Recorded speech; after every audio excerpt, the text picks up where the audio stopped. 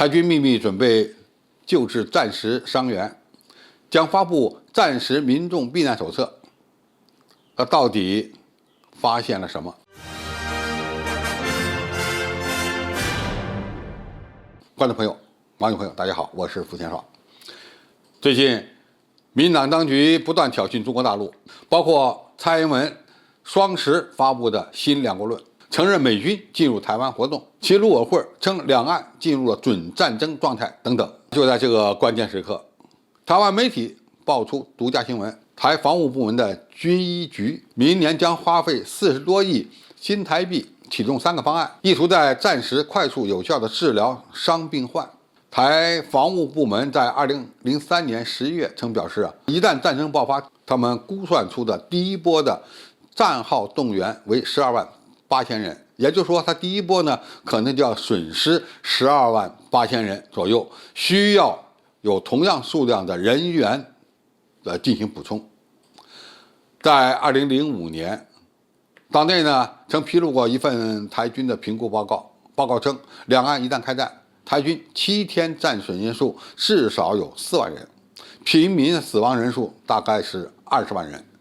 因此保守估计台方的牺牲人数将高达24万人。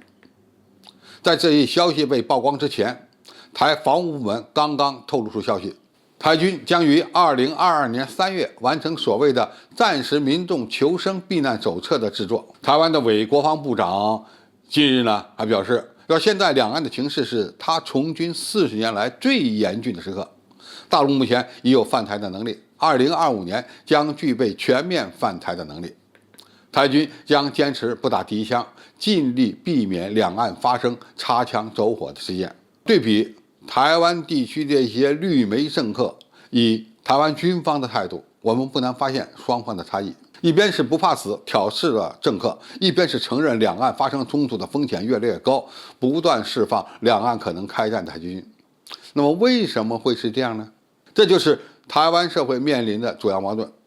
政客作死是为了选票，不惜将台湾民众绑上战车。那么台湾政客的主要目标呢，是为了选举。他们呢恐怕认为自己在战时呢完全可以逃生，不会死。因此现在一些坚持台独港章的民进党分子只能在意识形态上继续的欺骗，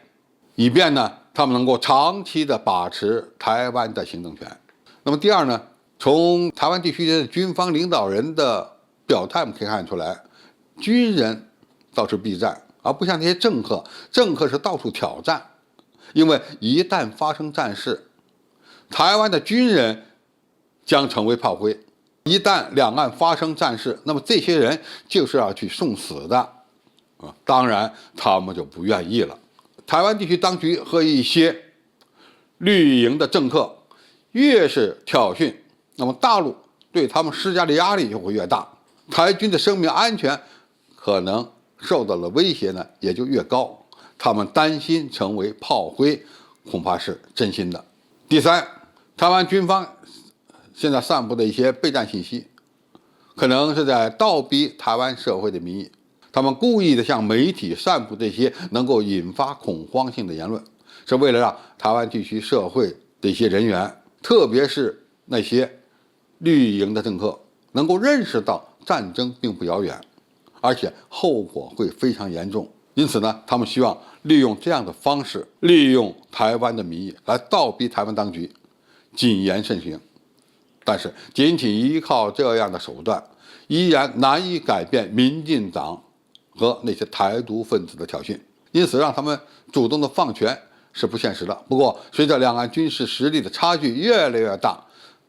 台军所面临的压力呢，当然也就会水涨船高。未来台军的官兵要想活着，只有几种选择：一呢是军队政变哗变，主动的抓捕那些台独分子；再一个呢，如果双方一旦发生武装冲突，立刻举起白旗，举起双手，向对岸的解放军投降。这恐怕也是未来两岸统一的另外一种方式、方法和手段。好，今天的评述就到这里，谢谢大家收看，我们下期再见。